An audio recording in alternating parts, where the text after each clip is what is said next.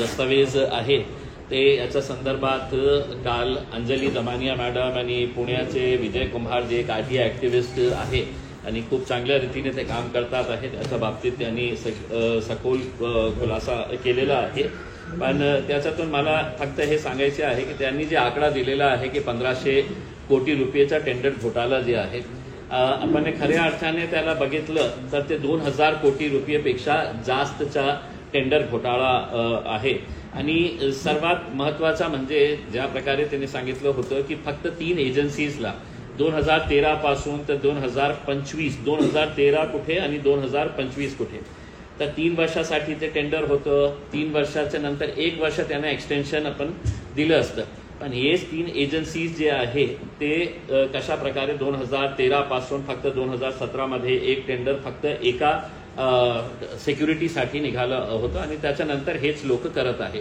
आणि ज्याप्रमाणे त्यांनी पण सांगितलेले आहे हे जे 3 लोक हे सगळं चालवत आहे 2000 कोटी रुपयेचं जे टेंडर आहे जे समाज कल्याणच्या विशेषकर मुलांसाठी ज्याच्यावर पैसे खर्च करण्याची आवश्यकता आहे ते ठेकेदारांवर कसे किती कोट्यवधी रुपये खर्च करत आहे याच्यातून स्पष्ट होतो। मला असं वाटतं की जितके पैसे ते मुलांवर खर्च करत नाही आहे ते समाजांच्या मुलींवर खर्च करत नाही आहे जे हॉस्टेलमध्ये राहणारे आहे त्याच्यापेक्षा किती जास्त पैसे ते फक्त ठेकेदारांवर खर्च करत आहे। आपण जे मेजर मुद्दा जे होता ते त्यांनी काढलेला आहे पण जे जेवणाचा जे मुद्दा आहे त्या जेवणामध्ये कशा प्रकारचे 1700 कोटी रुपयेचा एक वेगळा टेंडर काढण्यात आलं। पहिले काय व्हायचं की जे महिला बचत गट असते स्वयंसेवी संस्था होते ते लोकल लेवलवर जिल्हा स्तरावर ते टेंडर घ्यायचे खाना पुरवण्याचा म्हणजे महिला एकत्र यायचे आणि ते टेंडर घेऊन ते हॉस्टेल्समध्ये खाना पुरवण्याचं काम करायचं। आणि जेव्हा हे टेंडर देण्यात आलं होतं जिल्हा स्तरावर तर त्याच्यामध्ये एक अट टाकण्यात आली होती की तुम्ही सब कॉन्ट्रॅक्ट करू शकत नाही म्हणजे ज्यांनी कॉन्ट्रॅक्ट घेतलेले आहे त्यांनी स्वतः चालवायला पाहिजे। पण आता त्यांना जास्त पैसे मिळत नाही होते म्हणून त्यांनी महाराष्ट्र स्तरावर जेवणाचाही कॉन्ट्रॅक्ट टेंडर त्यांनी काढलं आणि त्यामध्ये ही अट काढण्यात आलेली आहे। म्हणजे आता ते बीव्हीजीने घेतला असेल किंवा ते क्रिस्टलने घेतला असेल किंवा दुसरी तिसरी जे कंपनी आहे त्यांनी घेतला असेल तर त्यांना हे अट काढण्यात आलेली आहे की तुम्ही तुमच्या लेवलवर हे सब कॉन्ट्रॅक्ट देऊ शकता। म्हणजे ज्या ओल्ड रेटने जे लोक काम करत होते जे 3 कंपनीज आहे ब्रिस्क आणि क्रिस्टल आणि बीव्हीजी तर हे अट काढण्यात आलेली आहे। आता जे लोक ओल्ड रेटने काम करत होते तेच आजही ते काम करत आहे ओल्ड रेट प्रमाणे आणि घरी बसून काही न करता या लोकांना महिन्याला 6 कोटी रुपयाचा प्रॉफिट मिळत आहे। 6 कोटी रुपये अशा प्रकारचा हे टेंडर काढण्यात आलेला आहे। म्हणजे एका जेव्हा टेंडर काढण्यात येतं तर त्याच्यानंतर मोठा टेंडर असल्यानंतर ते एक प्री बिड मीटिंग असतं की आपण 10 लोक इंटरेस्टेड आहे ते टेंडर घेण्यामध्ये तर प्री बिड मीटिंग कॉल करतं ते डिपार्टमेंट त्यांचे इंजिनियर्स ऑफिसर्स सगळं बसतं आणि चर्चा करतं। मग लोक सांगतात की साहेब 30 जिल्ह्यामध्ये तुम्ही हे सांगितलेले आहे की 30 जिल्ह्यामध्ये तुमचा अनुभव असायला पाहिजे तर 30 जिल्ह्यामध्ये नाही माझ्याकडे 20 जिल्ह्याचा एक्सपिरियन्स आहे।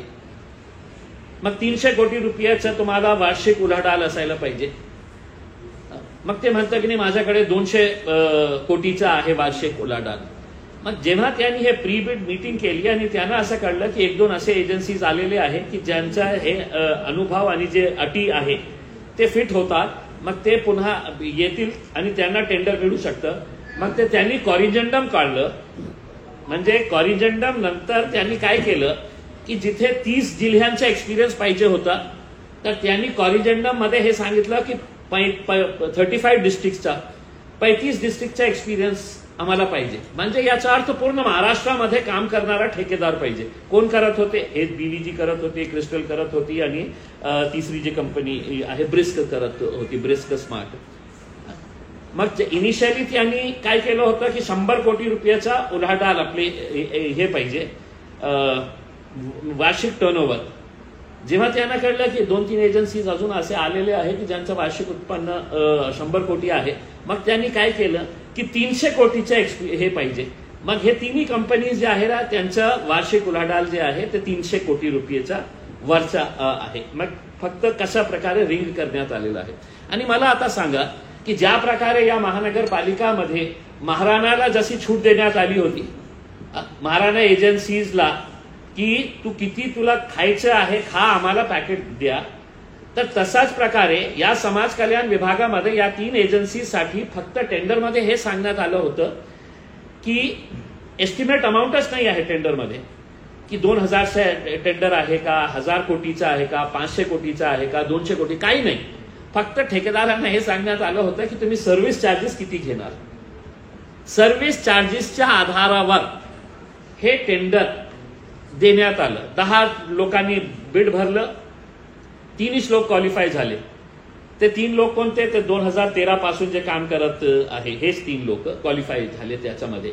आणि तिघांची हे योगायोग आहे का याचं उत्तर द्यावं की तिघांनीही जे आपला सर्व्हिस चार्ज दाखवलेला आहे 19.5%, 19.5% चा अर्थ काय होतं की जेव्हा केंद्र सरकार आणि राज्य सरकारने सांगितलेलं आहे त्याचे GRs आहे, रूल आहे की तुम्ही 3.5% ते 7% मॅक्सिमम 7% पेक्षा जास्त घेऊ शकत नाही. तर 19.5 हे तिघांनी आपण हे टाकलं की आम्ही सर्व्हिस चार्ज 19.5% घेणार आहे आणि त्या आधारावर हे त्यांना देण्यात आलेलं आहे. आणि याच्यातून हे स्पष्ट होतं एक एजन्सी कुणाची आहे तर भारतीय जनता पार्टीचे आमदार, मोठे नेते, मुख्यमंत्र्यांचे जवळचे प्रसाद लाड साहेबांची आहे. दुसरी एजन्सी इतक्या मोठ्या माणसाची आहे की ज्याला एका मोठ्या चॅनलमध्ये 9 o'clock मध्ये त्याला चर्चासाठी 1 तासाची चर्चा घडवण्यात आली होती की किती हजार लोकांना हे माणूस आपल्याला हे रोजगार देत आहे. या 2013 पासून ते 2025 पर्यंत या एजन्सीजने किती लोकांचा PF भरलेला आहे, किती लोकांना ग्रॅच्युटी दिलेली आहे, ऍक्सिडेंट इन्शुरन्स कव्हर दिलेला आहे नाही दिलेला आहे, याच्या बाबतीत कोणीही विचार केला नाही. आणि इंटरेस्टिंग भाग म्हणजे एक्सपिरियन्स सर्टिफिकेट यांना पाहिजे होतं. तर एक्सपिरियन्स सर्टिफिकेटमध्ये समाज कल्याण विभाग हे तुम्हाला देऊ शकतं की माझ्याकडे यांनी 250 सिक्युरिटी गार्ड्स दिले, 50 कुक्स दिले, 10 गार्डनर्स दिले आणि त्यांचं काम व्यवस्थित होता, चांगलं होतं, हे एक्सपिरियन्स सर्टिफिकेट. समाज कल्याण विभागने त्यांचं जे चार्टर्ड अकाउंटंट जशा प्रकारे हे देतो की त्यांचं बॅलन्स शीट काय आहे, समाज कल्याण विभागाला काहीही माहीत नाही. त्यांच्या एक्सपिरियन्समध्ये मला वाटतं की देशामध्ये कोणत्याही डिपार्टमेंट त्यांच्या फायनान्शियल स्टेटमेंटच्या एक्सपिरियन्स त्यांनी एकच पत्रामध्ये लिहिला की म्हणजे जास्त हे करायचं नाही, 2 पानामध्ये आपण त्यांचं किती चांगलं काम करत आहे, किती पैसे आपण दिलेले आहे, त्यांच्या फायनान्शियल स्टेटमेंट काय आहे. म्हणजे एक कंपनीचा तुम्ही एक वर्षाचा बिल बघितलं तर काय आहे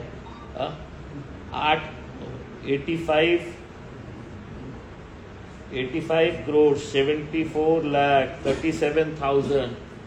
म्हणजे एक वर्षाचा त्यांचं जे उलाढाल त्यांनी फक्त एका सेगमेंटमध्ये दिलेलं आहे की जशा प्रकारे समजा सिक्युरिटी गार्ड्स प्रोव्हाइड करण्यासाठी. तर हे रिंग तयार करण्यात आलं होतं आणि मी ही मागणी करतो की मुख्यमंत्रीने ची परीक्षा आहे की त्यांनी हे टेंडर रद्द करावं आणि त्याची एक उच्चस्तरीय चौकशी लावा. 2013 पासून कशा प्रकारे हे धंदा, याच्या अगोदर कुणाकडे होतं हे डिपार्टमेंट, हे महाशय जे आलेले आहे समाज कल्याणचे मंत्री साहेब, त्यांच्या अगोदर कोणाच्याकडे होता तर हे मुख्यमंत्री एकनाथ शिंदे साहेबांकडे होतं हे डिपार्टमेंट. म्हणजे त्यांनाही माहीत पडलं नाही की नियमाप्रमाणे आपल्याला हे टेंडर काढायची आवश्यकता आहे का. तर इतकं मोठं रिंग तयार करून हे काम महाराष्ट्रामध्ये सुरू आहे.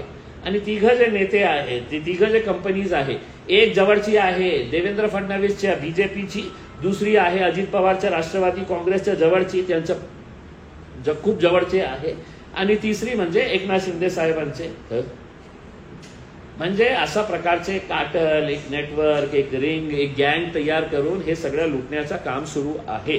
हे याच्या बाबतीत सविस्तर बोललेलं आहे, ते बाहेर आलेलं आहे. आता कंपनीज जे आहे ना, ते मी सांगितलं ना, बीव्हीजी आहे, बीव्हीजी कंपनी आहे. नाही, माझ्याकडे जसं आहे ना या डॉक्युमेंटमध्ये एक प्रसाद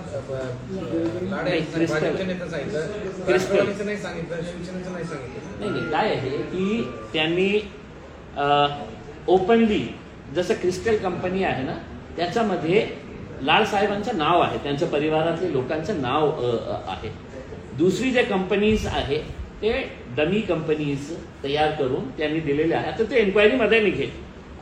मी कशाला ओपनली म्हणतो की लाड साहेबांचं नाव, मी असं बेजबाबदारीपणाने बोलणार नाही जोपर्यंत हे डॉक्युमेंटमध्ये नाही आहे. तर डॉक्युमेंटमध्ये त्यांचं स्पष्ट नाव आहे, परिवारातले लोकांचं नाव आहे.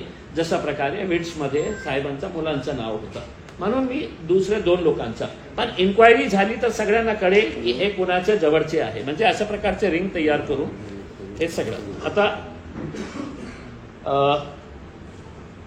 MIDCच्या लँडच्या संदर्भात, MIDCच्या लँडच्या संदर्भात काय झालं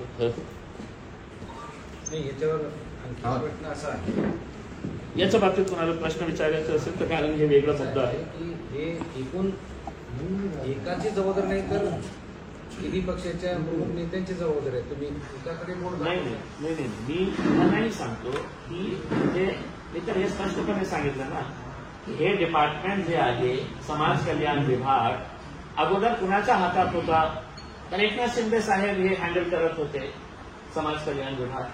मग त्यांना हे माहीत पडलं का नाही की 2013 पासून आपण टेंडर काढलंच नाही, फक्त एकाच हेडमध्ये आपण 2017 मध्ये काढलं. आणि तेही कशासाठी काढलं मी सांगतो तुम्हाला. इनिशियली 2013 मध्ये जे टेंडर देण्यात आले होते यापैकी फक्त 2 लोकांना देण्यात आले होते, फक्त दोघांना 2013 मध्ये. मग त्यांनी काय केलं की सब कॉन्ट्रॅक्ट कुणाला दिले, हे तिसरी कंपनीला दिले. तर तिसरी कंपनी ही इतकीच ताकदवर होती, फायनान्शियली तीही इतकी स्ट्रॉंग होती. मग 2017 मध्ये त्यांनी हे काढलं की आता आम्ही पण हे टेंडर भरणार आहे आणि आम्ही हे घेणार आहे. मग त्यांनी एक रिंग तयार केलं की बाबा तू हे घे, मी हे घेतो. अशा प्रकारे हे तिघांनी मिळून रिंग तयार करून 2013 ते 2024 पर्यंत त्यांनी हे सगळं कारभार सुरू केला. तिघ नेते जे आहे ना, तिघ नेते तितकेही दोषी आहे. आणि आपण काही 100, 200, 500 कोटी रुपयाचं बोलत नाही आहे, आपण हजारो कोटी रुपयांच्या घोटाळ्याच्या बाबतीत बोलत आहे.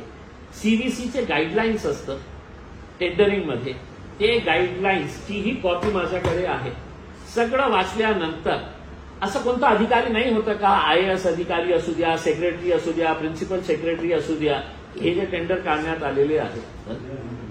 आता हे तुम्ही सांगू शकत नाही की हे एकनाथ शिंदे साहेबांच्या डिपार्टमेंटच्या आहे. अजित पवार साहेबांचं काही देणं घेणं नाही ह्याच्यामध्ये. इतकं मोठं टेंडर जेव्हा निघतो तर फायनान्स डिपार्टमेंटचं अप्रुव्हल घ्यावं लागतं.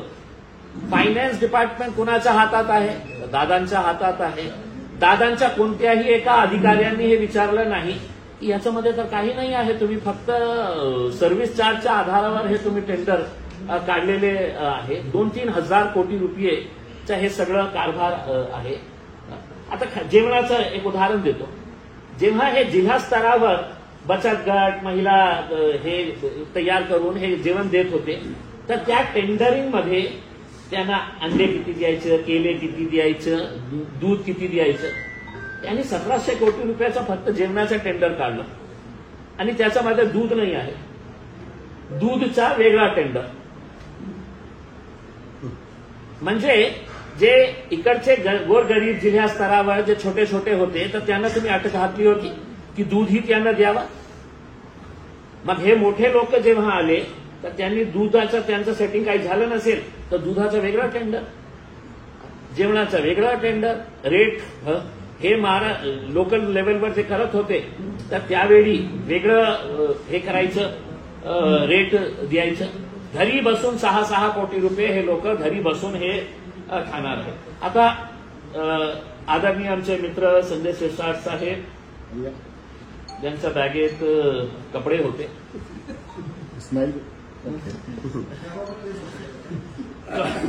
आता माझ्याकडे MIDCचा हे नोट आहे, MIDCची हे नोट आहे की ज्याच्यामध्ये त्यांच्या MIDCच्या लँडच्या संदर्भात सगळं सुरुवातीपासून ते एंड पर्यंत काय काय झालेलं आहे हे नोट मध्ये सगळं लिहिलेलं आहे की सुरुवात कोणत्या वर्षी सुरू झाली.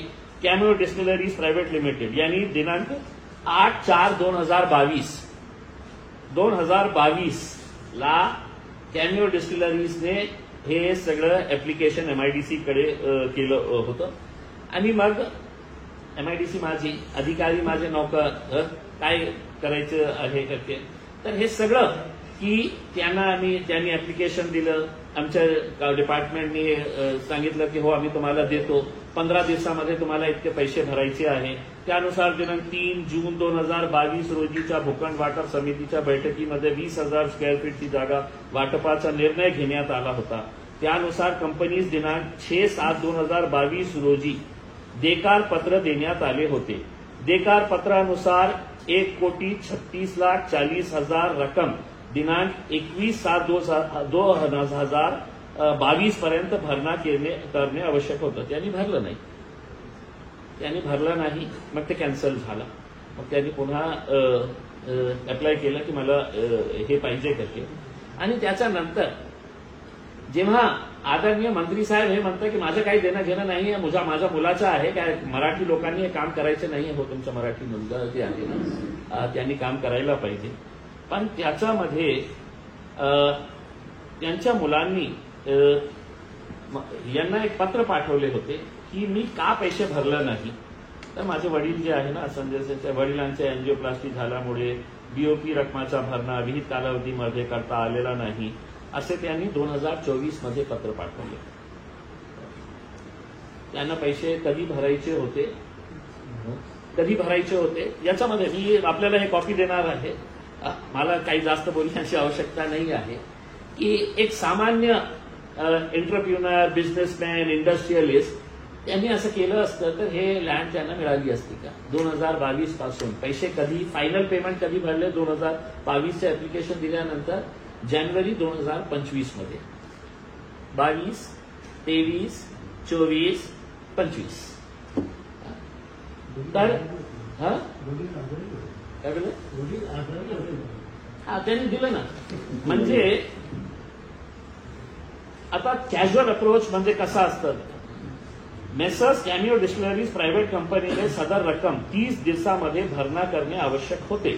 तथापि सदर कालावधीमध्ये त्यांनी भरणा केलेला नसून विलंब शुल्कासह 150 दिवसामध्ये भरणा करण्याचा कालावधी दिनांक 25/6/2024 रोजी पर्यंत होता.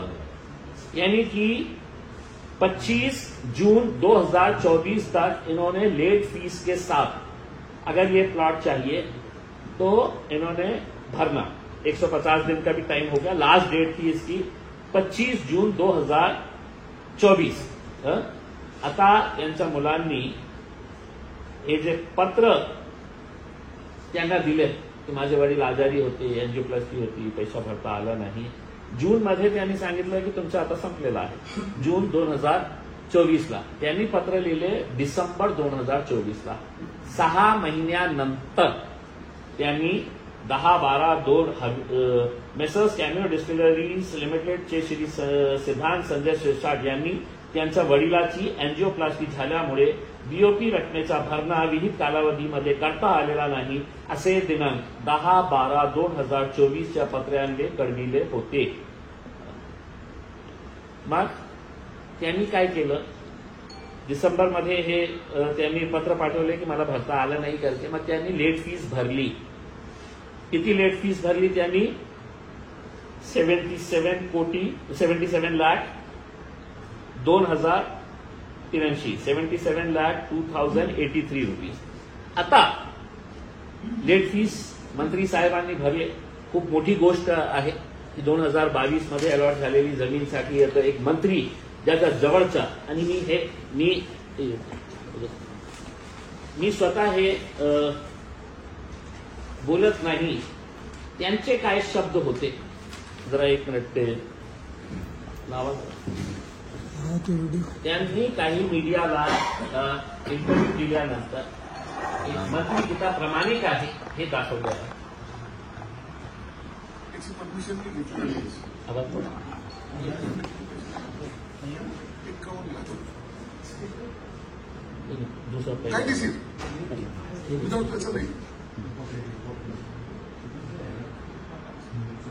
राजकारणातला माणूस मंत्री माझा मित्रच माफ केलं असतं ना. मंत्री माझा मित्रच होता. उद्योग मंत्री बोलून उद्या सामंत मला चांगला जवळचा मित्र आहे ना. काही एवढा ठराव घेऊन मला माफ नसतं केलं. पेनल्टी भरली 78 लाख रुपये. 2-5 हजार नाही, किती 78 हे त्यांनी एक मुद्दा सांगितलेला आहे की एक मंत्री आहे. कधी बघितलं का एक मंत्री ज्याचा मित्र उदय सामंत, मी वेव ऑफ केली असती आता बोलण्यासाठी की मी किती प्रामाणिक आहे हे त्यांनी बोललं. आता MIDCच्या नोटमध्ये मेसर्स कॅनिओ डिस्टिलरीज प्रायव्हेट लिमिटेड यांनी BOP रकमेवरील भरणा केलेली विलंब शुल्क ₹77,02,083 परत करण्याकरिता दिनांक 13 जानेवारी 2025 रोजी विनंती केली होती. त्यानुसार त्यांचा प्रस्ताव मुख्यालय पुढील कारवाईसाठी सविनय सादर करण्यात आलेला आहे. भरली रक्कम भरली 77 लाख रुपीज. मग त्यांनी एक पत्र दिले की ते मला परत करा, आणि हे पत्र जे कॅनिओ डिस्टिलरीजचे चेअरमॅन साहेब डायरेक्टर सिद्धांत शेषार साहेब त्यांनी 13 जानेवारीला ज्या दिवशी त्यांनी लेट फीस भरली, लँड अलॉटमेंट अग्रीमेंट करून घेतलं, त्याच दिवशी त्यांनी MIDCला एक पत्र लिहिले. वरील विषय आपणास विनंती की शेंद्रा पंचतारे औद्योगिक क्षेत्रामधील भूखंड क्रमांक कॅनिओ डिस्टिलरीज प्रायव्हेट लिमिटेड या नावाने वाटप करण्यात आलेला आहे. वाटपाची रक्कम इतके कोटी रुपये एवढ्या रकमेचा भरणा करण्यासाठी कळविण्यात आले होते, परंतु माझ्या वडिलांचे बायपास सर्जरीचे ऑपरेशन असल्यामुळे व माझी पण तब्येत ठीक नसल्यामुळे विहित मुदतीत रक्कम भरू शकलो नाही. तरी सदर कौटुंबिक आजारपणाची नैसर्गिक बाब लक्षात घेऊन आम्हाला कुठल्याही प्रकारचा दंड आकारण्यात येऊ नये. महामंडळाला BOPची रक्कम भरणा करण्याकरिता विनंती केली असता ती भरणा करण्यासाठी मान्यता देण्यात आलेली आहे.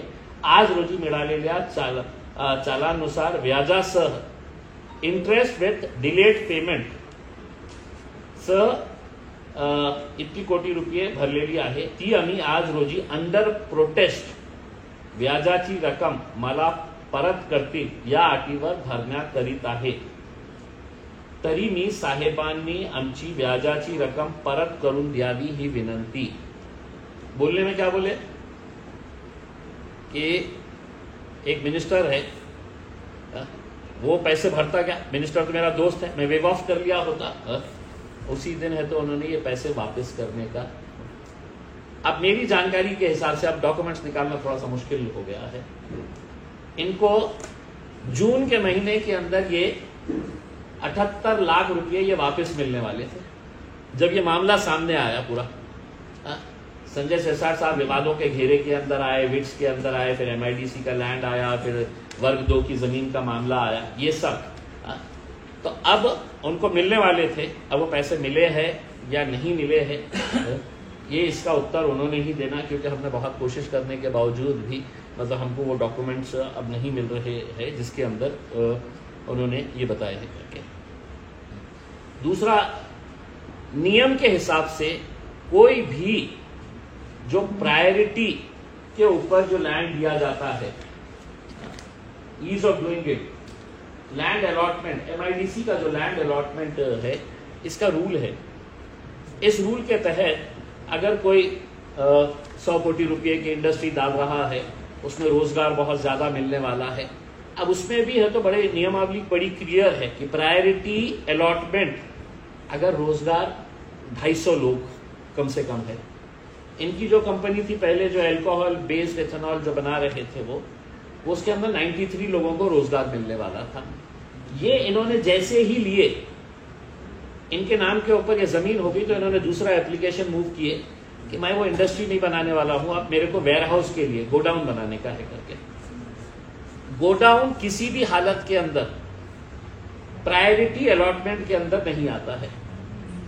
इंडस्ट्री आती है, गोडाउन के अंदर कितने लोग काम करेंगे, उन्होंने वो एप्लीकेशन भी फौरन दिया और बोला कि अब मेरे को वो इंडस्ट्री नहीं स्टार्ट करने का है, मेरे को ये अब वेयर हाउस और स्टोरेज के लिए ये करने का। मैं manufacturing of 60 KLD gain brace distillery plant या प्रयोजनासाठी वाटप करण्यात आला होता, तथापि त्यांनी दिनांक 26 एप्रिल 2025 नुसार मल्टीपर्पज वेअरहाऊस, स्टोरेज आणि लॉजिस्टिक सर्व्हिसेस असा प्रयोजनामध्ये बदल करण्याकरिता विनंती केलेली आहे। तथापि नस्ती मुख्यालयात सादर करण्यात आलेली असल्यामुळे त्यावर कारवाई करण्यात आलेली नहीं। हेड ऑफिस को इन्होंने भेज दिए हैं और अब ये वेयर हाउस के लिए हम एमआईडीसी से उनके कायदे, उनके कानून के हिसाब से अगर कोई लैंड को इंडस्ट्री के लिए दिया जाता है प्रायोरिटी के ऊपर, तो उसको 5 साल है तो आप कम से कम स्टेटस चेंज नहीं कर सकते हैं। 5 साल, वो 5 साल की कालावधि के अंदर अगर उन्होंने इंडस्ट्री, अगर ये कन्विंस किए कि ये इंडस्ट्री चल नहीं रही है, मैं लॉस में जा रहा हूं, तब वो इंडस्ट्री का स्टेटस चेंज किया जा सकता है। ये वैसा ही प्रकरण है एमआईडीसी का जैसा इंस्पिरा को 100 हेक्टर लैंड दिया गया। 100 हेक्टर लैंड दिया गया काय के लिए, उन्होंने बोला कि हम एक SEZ बना रहे हैं करके। अजंता फार्मा वाले अग्रवाल साहब, उनकी कंपनी 100 हेक्टर जमीन उन्होंने लिए SEZ के लिए, पूरा प्रस्ताव डाल दिए। 70 रुपये प्रति स्क्वायर फीट के हिसाब से उन्होंने एमआईडीसी से SEZ के लिए विशेष तरतूद है। सब्सिडाइज रेट के अंदर, चने फुटाने के अंदर है तो उन्होंने वो लैंड खरीदे। लैंड जैसी उनके नाम के ऊपर आ गई, इंस्पिरा कंपनी जो आजकल न्यूज़पेपर के फ्रंट पेज के ऊपर फुल पेज ऐड दे रही है, अभी 3 दिन पहले ही उन्होंने बहुत सारे न्यूज़पेपर के फ्रंट पेज के ऊपर फुल पेज ऐड दिए थे। तो वो लैंड जैसे ही उनको मिली, उन्होंने SEZ कैंसिल कर दिए और एमआईडीसी को बोले अब हम इसके ऊपर प्लॉटिंग करेंगे, हम हमारे इंडस्ट्रियल प्लॉट्स हम बेचेंगे करके। लिए थे 70 रुपये में, बेच रहे कितने में पता है आपको? अभी 900 रुपये प्रति स्क्वायर फीट, 900 रुपये। और ऐड दे रहे हो पेपर में और होर्डिंग्स लगा के दे रहे, कोई छुपी बंद मुट्ठी नहीं है, क्योंकि उन्होंने उस वक्त के मंत्री सुभाष देसाई साहब, एमआईडीसी के उस वक्त के चेयरमैन, एमआईडीसी के पूरे मेंबर्स को पूरी तरीके से सबको है तो वो बैग भेज दिए गए थे जिस बैग के अंदर कपड़े रखे हुए थे। तो वो बैग चले गए थे, तो उन्होंने ओपनली है तो आज के दिन बेच रहे हैं। अगर आपको भी प्लॉट चाहिए शेंद्रा के अंदर तो आप एमआईडीसी के अंदर जाने की जरूरत नहीं है, आप इंस्पिरा को फोन करिए, उसको पूछिएगा कि मुझे प्लॉट चाहिए करके, और वो आपको बताएगा हाँ मेरे पास है 4200 स्क्वायर फीट से लेके आपको कितने एकड़ के अंदर चाहिए मैं आपको देता हूं करके। 900 रुपये, बड़ा प्लॉट अगर रहेगा तो थोड़ा सा डिस्काउंट भी दे रहे हैं, 800 रुपये तक भी दे रहे हैं। लिए थे 70 रुपये के अंदर। ये मुद्दे निकलने के बावजूद भी कहीं पर भी इनके ऊपर सादी 1 इंच किसी ने तो विधानसभा के अंदर सवाल नहीं किया है। एमआईडीसी ने सादी नोटिस तक इनको इश्यू नहीं की है कि इस बारे में इनका क्या कहना है करके। तो जब 5 साल अगर आपको इंडस्ट्री के लिए कोई स्टेटस नहीं चेंज कर सकते हैं, सिर्फ मंत्री मेरा दोस्त है, इस वजह से अगर आप ये कर रहे हैं, मेरे हिसाब से इसके ऊपर एक उच्च स्तरीय एक इन्वेस्टिगेशन होने की ज़रूरत है। हम मुख्यमंत्री साहब से अनुरोध करेंगे कि कम से कम ये MIDC के लैंड के अंदर आप इन्वेस्टिगेट करें। इनका जो 2000 करोड़ रुपए का जो टेंडर का घोटाला है, उसमें हमको लगता नहीं है कि वो बहुत ज़्यादा ये कर पाएंगे, क्योंकि इनके ही खुद के अब नेता सामने जब आ गए हैं तो तेरी भी चुप मेरी भी चुप करके वैसा मामला इनका है, तो बहुत ज़्यादा उसके अंदर कुछ करेंगे या नहीं करेंगे। लेकिन हम आपके ज़रिए लोगों से अनुरोध करना चाह रहे हैं, अगर कोई वकील है जिसको ऐसा लगता है कि ये केस बहुत स्ट्रांग है, इसको हम हाई कोर्ट के अंदर लेकर जाना चाहिए, तो हमारे पास पूरे डॉक्यूमेंट्स है। मैं आपको पूरे डॉक्यूमेंट्स देकर, कोई सोशल एक्टिविस्ट है जो ये करना चाहता है कि हम हाई कोर्ट में जाके अलग अलग इश्यूज के ऊपर आप ये मुद्दों को हाई कोर्ट के अंदर लेकर जाए, तो हम पूरी तरीके से मदद करने के लिए तैयार हैं। मी सगळं आपल्याला जे MIDC ची नोट आहे, MIDC ची हो, हे MIDC ची नोट आहे, कार्यालयीन टिप्पणी आहे। पण मला सांगा की त्यांनी प्रॅक्टिस कोणाला तरी माहित असेल सांगितल्याशी पण मंत्री असं काही करतील, कारण अधिकारी त्याच्यात सहभागी असण्याची संशय नाही, कारण की या सगळ्या गोष्टी काय आहे की एक गोष्ट खरी आहे की अधिकाऱ्यांवर कशा प्रकारचा दबाव टाकण्यात आलं होतं। म्हणजे ज्या दिवशी आम्ही हे पत्रकार परिषद घेतली होती, दुसऱ्याच दिवशी सगळे फाईल्स या प्रॉपर्टी याचे आणि सगळे अधिकाऱ्यांना मुंबईमध्ये बोलवण्यात आले होते। ते आज ही फाईल्स इथे आपल्याला मिळणार नाही, ते सगळे फाईल्स मुंबईमध्ये ठेवण्यात आलेले आहे। मित्र आहे, मंत्री आहे, तरी सुद्धा तुमच्यासारखा पत्रकार होता एका काळी, तर ऑफिशियल टिप्पणी जे आहे, जे डॉक्युमेंट त्यांनी हे याच्यामध्ये आपल्याला 2022 पासून तर 2025 पर्यंत आणि मंत्री आहे मी भरलं, मग भरलं हे बोलण्यासाठी खूप चांगलं होतं, किती प्रामाणिक वाटत होतं, मलाही चांगलं वाटलं की अरे मंत्र्यांनी 78 लाख रुपये भरलं, किती प्रामाणिक असेल करके। पण त्यांनी हे नाही सांगितलं की माझ्या मुलांनी गपचूप एक ऍप्लिकेशन दिलेलं आहे की ते पैसे परत करा आम्हाला।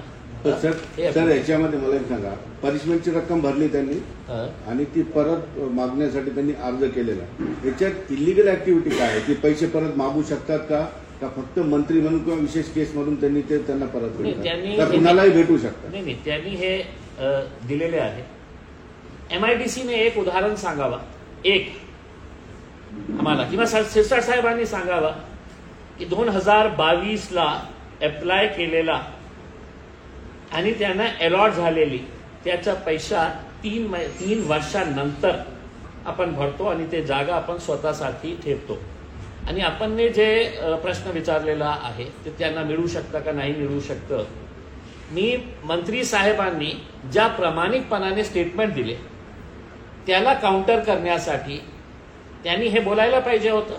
त्यांनी काय बोललं ऐकल्यानंतर आपल्यालाही असा विश्वास बसला असता की हो, एक मंत्री आहे, 78 लाख रुपये कशा भरणा त्यांनी केलेली आहे, त्यांचे मित्र होते, त्याला काउंटर करण्यासाठी मी हे डॉक्युमेंट आणलेले आहे की तुम्ही हे सांगायला पाहिजे होतं की मी जे हे भरलेलं आहे, मी ऍप्लिकेशन केलेलं आहे ते परत घेण्यासाठी, पण तुम्ही अर्धच सत्य सांगितलं की मी हे केलेलं आहे। आता नियमाप्रमाणे 51 लाख रुपये त्यांनी कुठेतरी म्हटलेले आहे, ते पण काढतो, मला वाटतं एका चॅनलवर त्यांनी सांगितलेले आहे की जे कन्व्हर्जन आहे त्या कन्व्हर्जनसाठी त्यांनी 51 लाख रुपये पैसे भरलेले आहे नियमाप्रमाणे, लीगल तरीकेने 51 लाख रुपये वेगळं भरलेले आहे।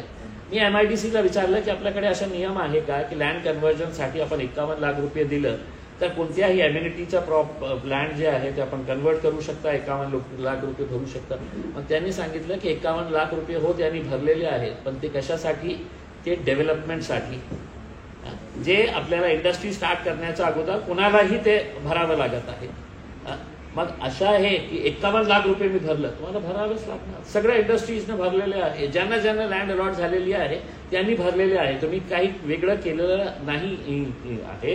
आणि ते 51 लाख रुपये कशासाठी भरलेले आहे हे पण तुम्ही स्पष्टपणे सांगायला पाहिजे. तुम्ही असं इम्प्रेशन दिलेलं आहे की मी नियमाप्रमाणे 51 लाख रुपये भरलेले आहे करके. यांचं स्टेटमेंट तुमच्या याच्यामध्ये स्पष्ट होत नाही की समजा एखादा गैर अर्जदार असेल, एक्स नावाचा अर्जदार असेल, त्यांनी एक अर्ज दिला. काय आहे की 2022 मध्ये जेव्हा त्यांनी अप्लाय केलं होतं तर 2022 मध्ये त्यांनी स्पष्टपणे त्यांच्या नोटमध्ये आहे की इतक्या दिवसामध्ये तुम्ही हे पैसे भरले नाही तर तुमची लँड जे आहे ना ते ऑटोमॅटिक तुमचं ॲप्लिकेशन सस्पेंड होतो. यांनी आणि तसं केलंही त्यांनी MIDCने इनिशियली, कारण त्यांनी त्यावेळी हे टाकलं नाही होतं की मला कोणती लँड पाहिजे काय. त्यांचं डोळं त्याच जे एम्युनिटी प्लॉट होता त्याच्यावरच होता. मग MIDCने मग त्यांच्याकडून दुसरं ॲप्लिकेशन घेण्यात आलं आणि त्या दुसऱ्या ॲप्लिकेशनमध्ये त्यांनी सांगितलं की ते एम्युनिटीचं जे प्लॉट आहे मला ते प्लॉट पाहिजे. तर पैसे भरलं असेल आणि सामान्य लोकांनीही तसं केलं असेल तर ते पैसे त्यांना मिळू शकतं का, नाही मिळू शकतं का, की फक्त ते मंत्री आहे म्हणून मी हे प्रश्न उपस्थित करत आहे. आता याला जोडून मी फक्त आपल्या मार्फत MIDCला एक प्रश्न विचारतो. याचा एक उदाहरण सांगा की जिथे की 3 वर्ष तुम्ही फक्त एका मंत्र्यासाठी ते लँड रिझर्व केली 2022 मध्ये आणि फायनल पेमेंट त्यांनी कधी केली तर ते फायनल पेमेंट त्यांनी 17/1/2025 ला. तर हे विशेष सूट फक्त यांना देण्यात आलेली आहे का सगळ्या लोकांना ते 3-3 वर्षाचं हे टाइम पिरियड देतं की तुम्ही घ्या आणि 3 वर्षानंतर तुम्ही पैसे द्या. याचा उत्तर MIDCने द्यावं की असे उदाहरण आहे साहेब, तुम्ही उगीच मंत्री साहेबांवर बोट दाखवू नका. तर हे याचं उत्तर त्यांनी आणि पैसे 77 लाख रुपये त्यांनी भरलं असेल तर हे जे स्टेटमेंट आदरणीय मंत्री साहेब करत आहे की मी एक मंत्री असून सुद्धा हे केलेलं आहे. मग केल्यानंतर तुम्ही हे पण सांगायला पाहिजे होतं की मी माझ्या मुलांनी ॲप्लिकेशन दिलेलं आहे ते पैसे परत मिळवण्यासाठी. ते बोललं नाही तुम्ही. आता मिळणार नाही मिळणार, मिळाले नाही मिळाले हे MIDCने उत्तर द्यायला की संजय शिरसाट साहेबांनी दिलं. असाही होऊ शकतो का की ती दंडाची रक्कम भरल्यानंतर तो व्यवहार तिथे थांबू शकतो ना? ती रक्कम का म्हणून मागली त्याच्यामध्ये स्पष्ट आहे ना. ते त्याच्यामध्ये त्यांनी जे हे केलेलं आहे ना त्याच्यामध्ये डिलेड पेमेंट चार्जेस आणि इंटरेस्ट, डिलेड पेमेंटचं चार्जेस आणि हे त्यांनी आता हे त्यांनी हे लिहिलेलं आहे की हे एक एप्लीकेशन त्यांनी दिलेलं आहे की तुमने हमारे को ये लैंड दिए है कैमियो डिस्टिलरीज के लिए, अब हमारे को कैमियो डिस्टिलरीज नहीं चलाने का, हमको एक वेयर हाउस बनाने का है. त्यांनी सांगितलं त्याच्यावर असं आहे तुम्ही आता इन्स्पिराचं उदाहरण सांगितलं. जर एखादी प्रश्न आहे की इन्स्पिराला आपण तो सबसिडाइज रेटमध्ये लँड दिली होती कशामुळे की ते SEZ सुरू करत आहे. यांना जे जमीन देण्यात आलेली आहे ते एक एम्युनिटी प्लॉट होता, प्रायोरिटी लँड अलॉटमेंट. हे डॉक्युमेंटवर सगळ्यात वर जे लिहिलेलं आहे प्रायोरिटी लँड अलॉटमेंट कशामुळे देण्यात आलेलं आहे की त्याच्यामध्ये त्यांनी सांगितलं की मी 105 कोटी रुपये मी खर्च करणार आहे. टोटल प्रोजेक्ट कॉस्ट 105 कोटी 89 लाख 106 कोटी रुपये समजा. आणि त्याच्यातून त्यांनी सांगितलं होतं की 27 कोटी रुपये मी स्वतः माझ्या खिशातून देणार आहे. आता तुम्ही लँड घेतात हे सांगून की मी एक मोठी इंडस्ट्री उभी करणार आहे. त्याचा क्रायटेरिया असतं की इथे त्याला एम्प्लॉयमेंट जनरेट व्हायला पाहिजे, इन्व्हेस्टमेंट इथे व्हायला त्यापेक्षा जास्त.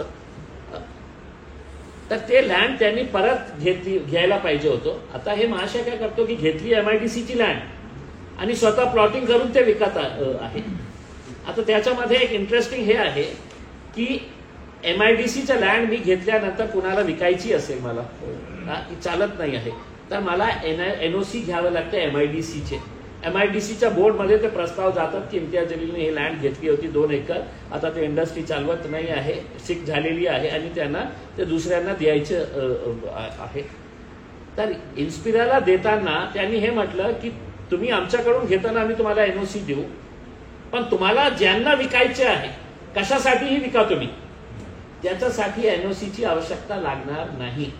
हे जमीन तुमचे झाली, तुमच्या बापाची झाली, घ्या तुम्ही, विका, आम्हाला आमचे पैसे आणून द्या असं. आणि ते